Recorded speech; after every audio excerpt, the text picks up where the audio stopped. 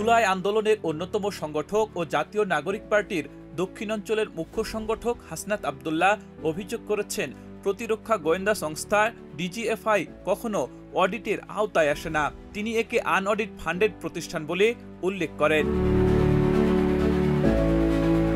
সোমবার বিকেলে রাজধানীর কৃষিবিদ ইনস্টিটিউশন বাংলাদেশে এনসিপির যুব উইং জাতীয় যুবশক্তি আয়োজিত সম্মেলনে তিনি বলেন, বর্তমানে অধিকাংশ গণমাধ্যম স্বাধীনভাবে সংবাদ সংগ্রহ করছে না। আগে সাংবাদিকরা নিজেরা অনুসন্ধান করত, এখনো ডিজিএফআই থেকে পাঠানো প্রেস বিজ্ঞপ্তি প্রকাশ করছে।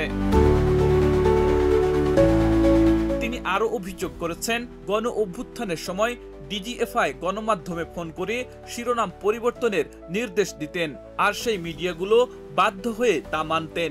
এখনো অনেক মিডিয়া সেই এজেন্সিগুলোর মুখপাত্র হিসেবে কাজ করছেন বলে অভিযোগ করেছেন হাসনাত আব্দুল্লাহ। আব্দুল হাকিম, প্রজন্ম 24।